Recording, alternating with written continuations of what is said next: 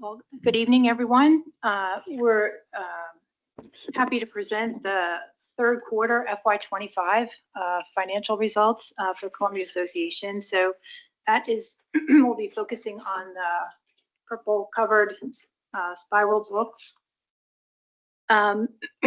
So Sean, in his letter, noted that we are completing the third quarter about $6 million over the budgeted increase in net assets, and that while total income was about $2 million over 3%, and total expenses six period above, or I'm sorry, total revenue 6 million, 6% above last year. So while the total operating expenses were below budget, I did want to point out that they are still almost 7% above this time last year. So that those increases are continuing, and the increase in expenses is slightly outpacing the increase in revenue year over year. So we do expect to end the year with an increase in net assets of about $9 million. We have seen, just I'm proud of Columbia Association for its good stewardship of these funds, especially when you look at the state of Maryland where they are and what's happening at the federal level. But we had anticipated interest rates would be lower than they were, and there would be more cuts. I'm now seeing maybe one this year in the last 6 months. And we do see a significant vulnerability for the state of Maryland and for Howard County, obviously, with our reliance on federal jobs and federal research dollars. So included in the notes that Moody's ranked Maryland at or near the top of the risk for those cuts. And then today I noted that both between Hopkins and the University of Maryland, about $12 million in funding cuts just this week alone. So that has not flowed through into positions yet, but certainly that's coming. So we just continue to be confident in our projections for the year-end estimate. We now expect that we will generate about $1.6 million in cash. We had looked at that being slightly negative for the year, so that is an advance. And it was under Sean's leadership, which I think is a great recommendation, that we will be proposing tomorrow night that the board consider increasing funding the emergency cash reserves instead of the $3 million that we had projected for 5 this year, which would relieve pressure from next year as well. So looking at income year over year, I'm sorry, actual to budget and for the current estimate. So that is the organizational summary page. You oriented to that. That would be page 16 in the financial report. So the first set of comparisons is year to date, actual to budget. Looking at income, so annual charge is really on budget for the period and expected to be for the year. So kudos to now Stephanie's team for doing such a great job with that budget. I mean, I think that's really impressive. And then the other income is a significant favorable variance. Again, we expected multiple rate cuts this year, and when we were doing the budget 18 months ago, and now there have been 2, and maybe since then, and 1 more possibly. I think we budgeted 4% for FY25 for interest earnings, and actual Q1 was 5 and about 4.5 for the rest of the year. So that's a big variance, though. That's a $1 million variance. I was thinking about that. I mean, you'd have to have $50 million for an entire year of invested cash, with a 2 percentage point differential between what you're receiving and what's budgeted to get to $1 million variance.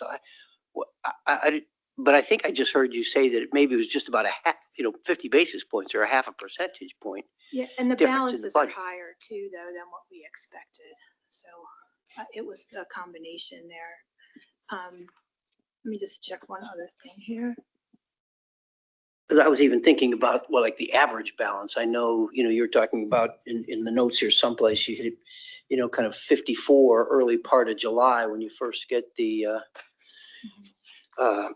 annual charge, and we end the year someplace around 12. So 54 and 12, you end up with 66. Half of that, $33 million. I mean, that's not going to get you anywhere near $1 million variance on interest. So I was just really kind of struggling to get my head around it. We can look into that further. Okay.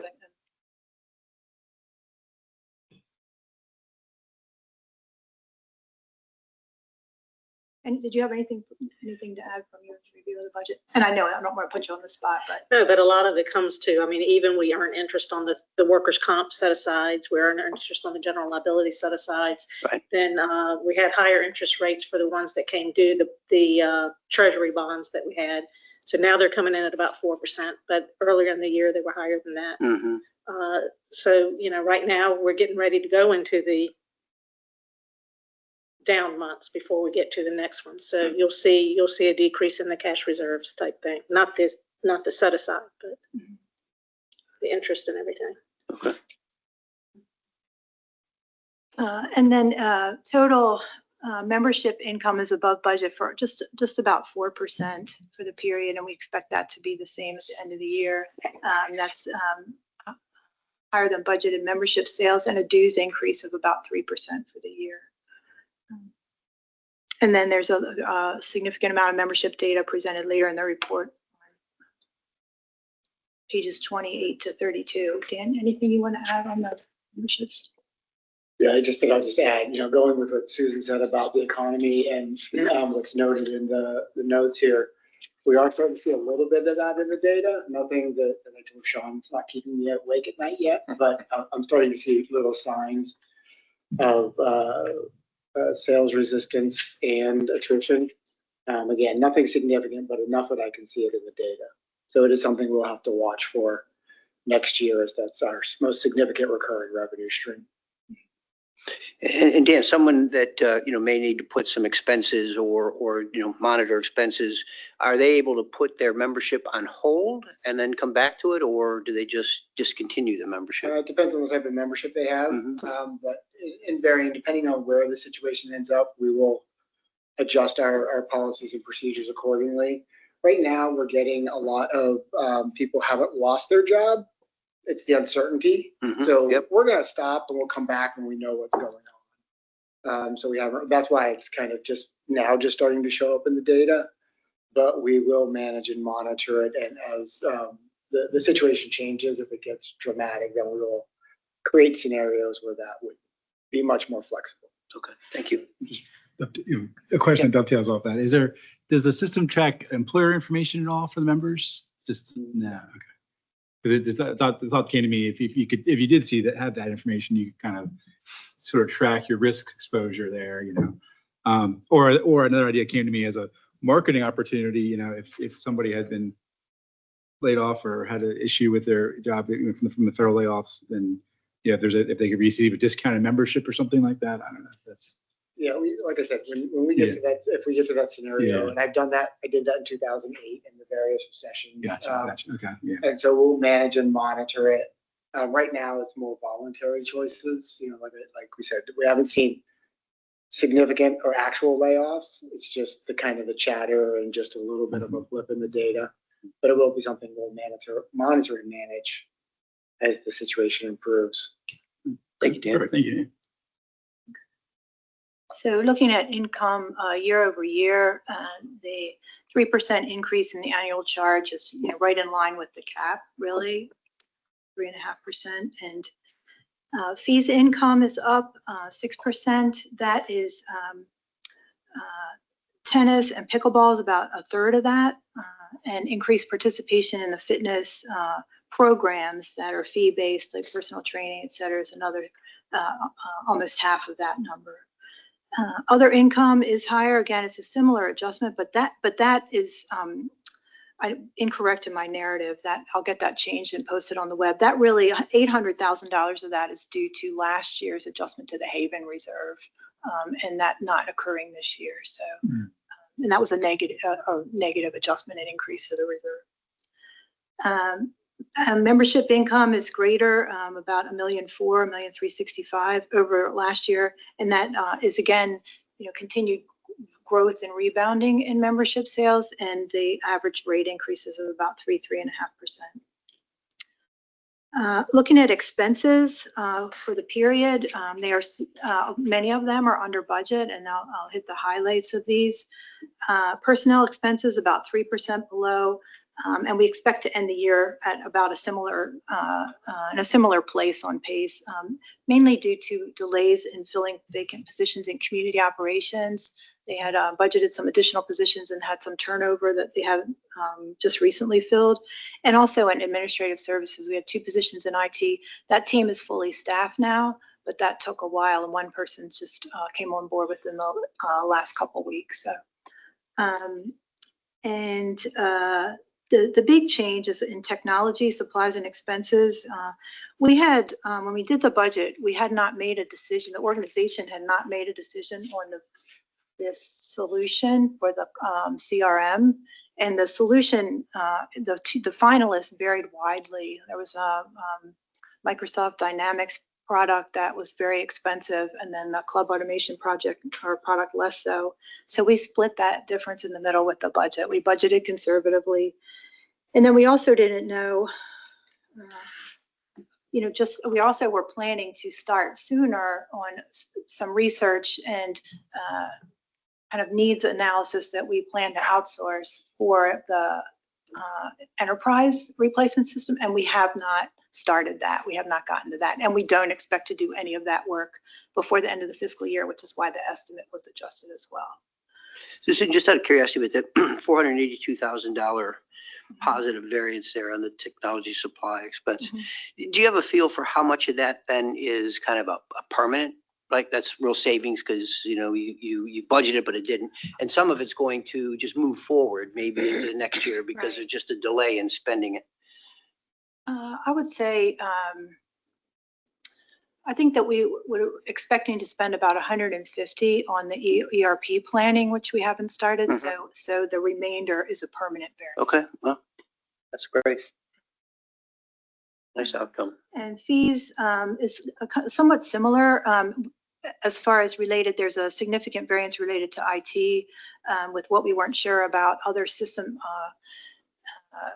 interfaces that might be required that we would have to pay for consulting, services for. That work was done as part of the implementation, basically at limited cost to CA. Also, significant savings in legal fees, almost $500,000 budget to actual, and that's credit to John and his leadership of that department. And also, again, when that budget was being developed, we didn't have a general counsel, so it was not clear, what outsourcing needs there would be or how long that position would be vacant, and we'd be using outside services for that. And then also significant. And this is one that would be a mix of sort of a permanent and temporary in community operations. There's much less tree work and sustainability related expenses, but that's due to the vacancy in the sustainability program manager's position. So that was ongoing for most of the year, and that just didn't, with Jeremy's promotion, it didn't get the attention that it would have in ordinary times. Repairs and maintenance, so $389,000 above budget, and that's just we're going to just need to be taking a lot harder look at that going forward. A lot of that is HVAC related, just and driven by cost and the age of our facilities. And also we had some big repairs at the golf courses, and this is where janitorial costs, like the outsourced janitorial services is captured, and so there are labor cost increases in there as well. And then finally, we're under budget for depreciation for the period and expect to be similarly for the year. Some big projects that we had budgeted and expected to be closed this year got postponed, like the band shell is not going to be done till next year. The Oakland elevator, significant $1.2 million project, ultimately is later being closed than we expected, in part because of questions about the potential grant funding. There was potentially going to be a historical easement placed on the property as a condition of the grant, and that delayed the receipt of those funds and the start of the project, and there's been some weather issues. And then the lake kit dredging was intentionally postponed because of the cost increases in the estimates that came through. So big projects driving a lot of that reduction. Looking at year over year, total operating expenses are up 7%. 2.4 million of that is in personnel costs. Just lots of stuff going on there, merit increases, minimum wage, and then some existing positions being filled throughout the year. Fees expense is actually below budget for the year. There were lower legal fees again compared to last year when we did have more reliance on outsourced legal services. Board of Directors had higher expenses last year for the strategic planning work and some other costs. And then community operations is about $434,000 below last year, again, due in large part to staffing challenges there. And then finally, the community association, the annual charge line you see is 15% or $358,000 above the prior year. There's the grant increased 3.7%. That's 122,000 itself. And then in the prior year, there was excess cash returned by some of the villages that is an offset to that expense. So that's presentation for the quarter. Any questions? I guess it's just I have a few. Sorry, so I'll head on real quick here though. So for the personnel expenses, I guess I was maybe I'll start with the first thing I have is like a little suggestion or a idea was similar to what we do with the fees. I wonder if it'd be helpful to have in the workbook like a little, like we have the two sheets that kind of break out the fees by division type and type. Yeah, it might be helpful to have something like that for personnel. For what, like what kind of buckets, I guess? Well, the same. It'd be like a carbon copy of the fees, but for personnel expense, just to see, you can see that with the change in year to year of personnel cost by division. And I know that's sort of throughout the document, but it was like in order to sort of see that, it's like you kind of have to sift through a lot, if it'd be have because to me, as I was thinking it through, the personnel expenses is almost half the budget, and then in fees are the other area where there's a lot of variability and a pretty large dollar amount. Things like supplies and other costs are pretty constant, pretty consistent. So you push those aside, but it was really those two buckets that maybe we have to focus on. So if we get sort of had those special expenses, have these little charts that might be helpful. We'll look into that. Yeah, there's something to look into. Well, I will add. So you said fees and other costs are like pretty you know what they are. But when you look at this, particularly like third quarter, I think the staff has done a really good job to decrease what we're spending on fees. And I think when you look at what the technology that's been implemented, I think the timing's been great, and that we're implementing new technology to be more efficient. I think the staff worked really hard. I think it doesn't really show here, but the internal staff on the implementation, any big implementation, we all know is like a heavy lift. Yeah. The staff did a lot of that work and a lot of the lifting, which is reflected in the savings here. I think Susan and Dan are modest. They don't talk about it, but there was they really pushed the staff. The staff were really amenable, so that was able to save a lot of costs that they had projected that were going to be in place. Mm-hmm. And not only that, as we go into like this next year of uncertainty, like we've got these efficiencies in place to kind of help keep those costs lower, because we anticipate these expenses are going to go up higher. So we like to say, well, these costs we know what they're going to be year after year, but we know what we can do. We can implement some things to kind of alleviate that, and it helps to show on the bottom line, and then we can kind of save that for future. Yeah. And then, so I guess I'm jumping to like more the I'll switch gears to like the kind of cash flow part of it, the front of the front of the workbook. Yes. I guess what I gathered from the narrative was that there was going to be like capital expenditures were going to be less than we were projecting, or there was a. Yeah, Right. we're spending at the pace of the budget. We didn't adjust that estimate. We still think we're close to Okay. 13 million. It's just So that we're not okay. closing out the projects that we had thought we would. So it's impacting the depreciation expense. We're not placing them in service, but we're spending at a decent clip. Still on spending. that. Oh, Yeah. okay. Gotcha. Okay. So they're still spending. Okay. It just affecting when you place those assets in service. Correct. And accordingly, the depreciation. Right. See anything else? I think that might be. Let me just. Sorry, scamming it real fast. That's I mean, the thing that kind of struck me while I'm doing that, it was interesting. Like in the money in and money out, the interest matched the emergency reserve amounts. I thought that was just something interesting to note. That yeah, so that interest alone sort of helped cover that money we put into savings, which is kind of fun. Yeah. Fun to see. Uh-huh. Yeah, I think that's all I have. Everything else is in the trust. Just to stay on the capital schedule for a minute, it was a note that I had made, and we often talk about this time to time, but Jackie's report a little bit later, reminded me that, before COVID, we were spending almost $20 million a year in capital, right? Yes. And then COVID came along and we dropped down to 6 or 7, and we've, started to work our way back to 13, but that's still 7 less than what we had been spending pre-COVID.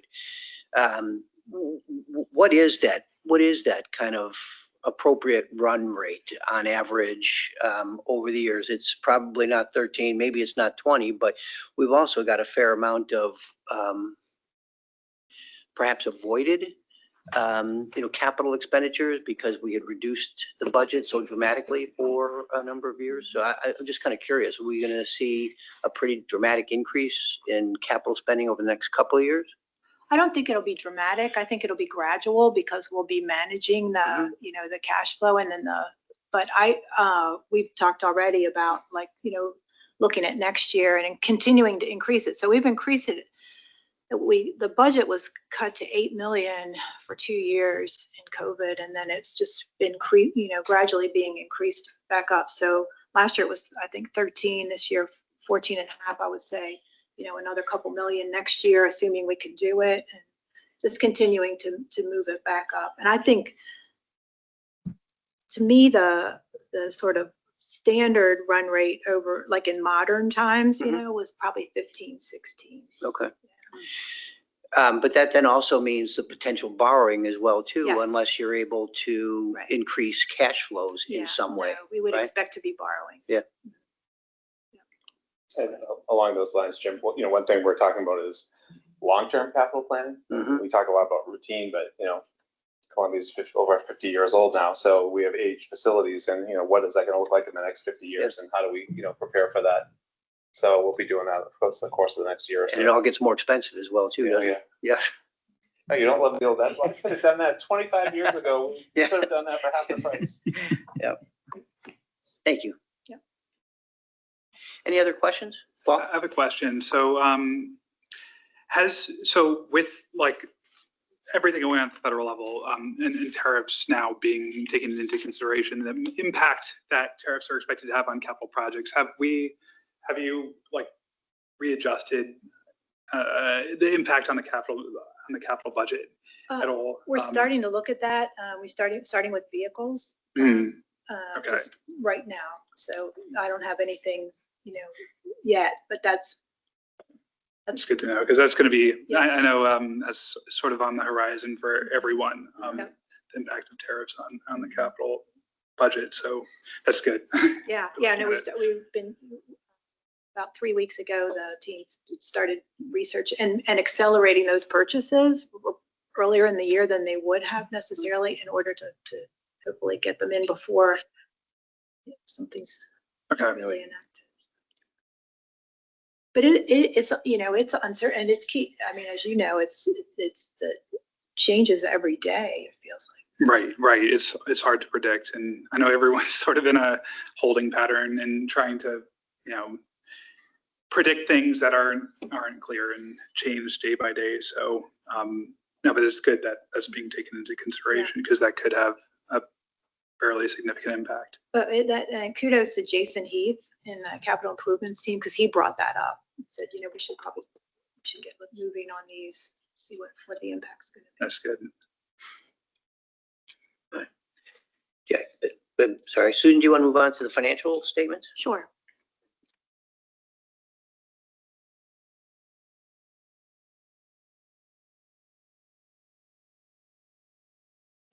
I'll focus the conversation on the statement of financial position. First schedule, so it's page 2. So, and you're kind of used to this presentation. I'll talk about variances, which ends up being sort of a presentation of the cash flow statement. So, Because it's not in the overall, book. Hold on, I'm sorry, Susan. It's not in the book. Oh, sorry, Bill. that's all right. Yeah, so it's If you guys have your laptop, so and you have the agenda that Jackie sent, the link is. Do you want paper copies, Bill? I have an I was actually just opening the agenda that you guys. I've got it here, that, Jackie. so I'm I good. didn't want to make you guys struggle for I've got too it, yeah. long. Thank you all. Paper copies, though, too. Yeah, I have extra copies, Jim. I You got want it. a copy, Bill? I got it. It's right here. I'm good.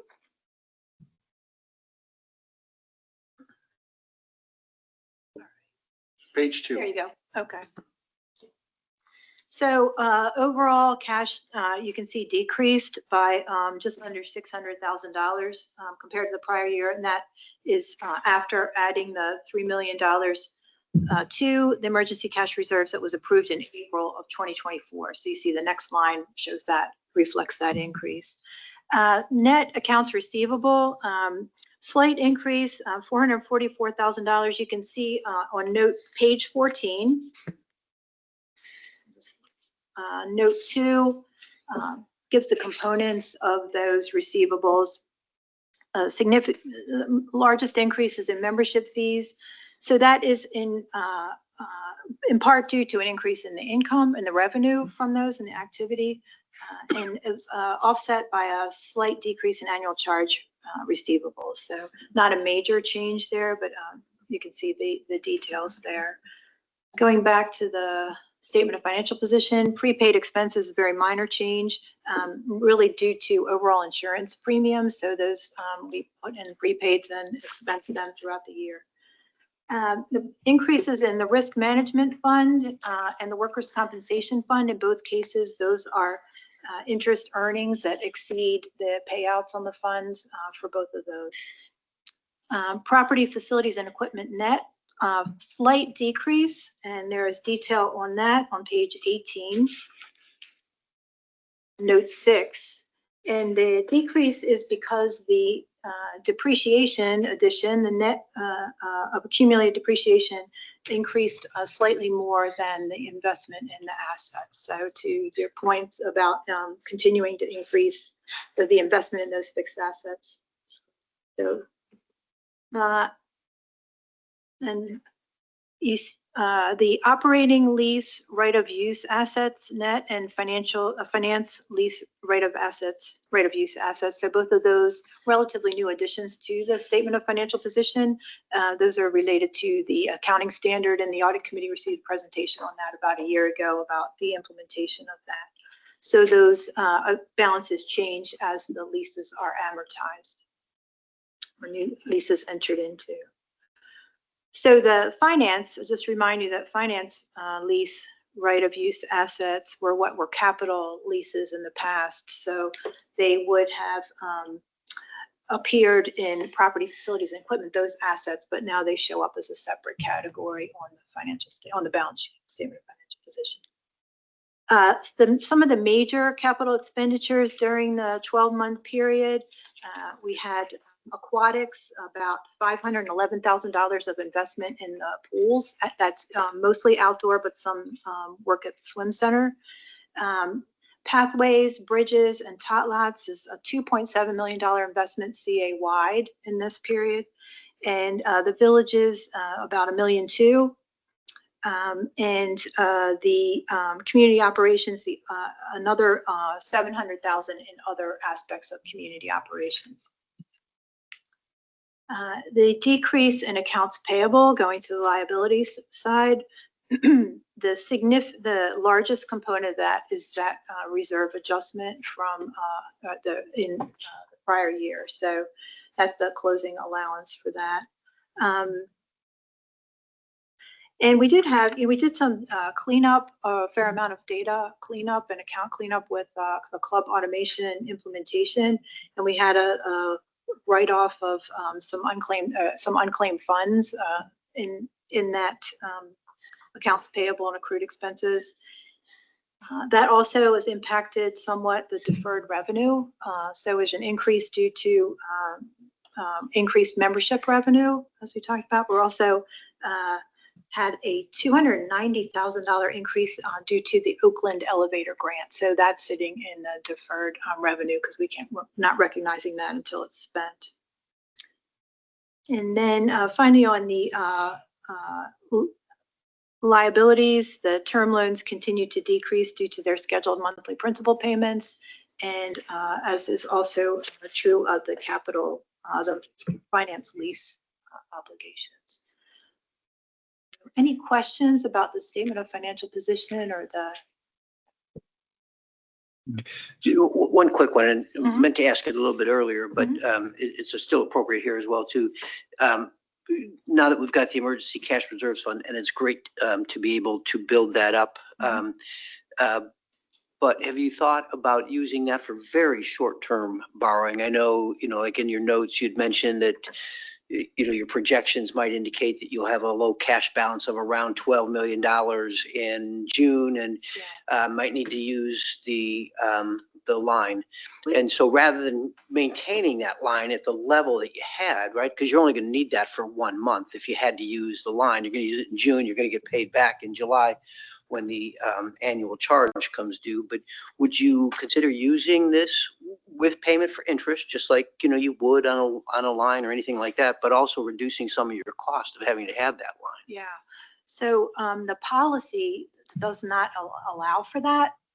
So the board would have to approve an exception for that. It would be something to consider for sure. Is that something you'd be willing to take to the board as a request? I mean, I don't know if the board would be, again, short term. We're not talking about financing for the next 5 years or 6 years, because the importance of this is you want it available for emergencies. But if what you're talking about is from the next 30 days, because I can't, I don't have the charge, the annual charge available. No, It's I up to think, Sean. we would certainly look at that. I agree. I think, looking forward, with all this uncertainty, I think interest rates are going to go up. So it's a good way to leverage that, when other costs and expenses are going up too, just like we have for the past few years. But I think things are going to get a little bit higher. But yeah, And pay yourself back for it Right. as well too. Exactly. With interest. So I guess curious how much you would think you would need to draw from that? Like, would it be like when they're talking in the millions, or would it be just, just sort of want to put that in consideration too? And then, like I said, that those cash reserves, are they invested? Yes. Yeah. So there's a loss of return there. Right. That's why you pay yourself back as well too, right? Pay it back, just like you would the line of credit. You're going to pay interest on the line of credit, pay yourself back as well. Yeah, I mean, you have to value like the return versus line of credit cost. Yeah. It's something to look at. Yeah. It's something to look at. So that's a good idea. Yeah. Any other questions? Hearing none. Thank you very much, Susan. You're welcome. We have motions to recommend these documents to the board. Can I get a motion to provide the FY 2025 third quarter financial report to the board of directors? So moved. Karen moved. Can I get a second? All seconded. All in favor? It's unanimous, Jackie. Can I get a motion to provide the fiscal 2025 third quarter financial statements to the board of directors? So moved. Karen moved. Second? Second. All second. All in favor? All right. Aye. It's unanimous again. Okay.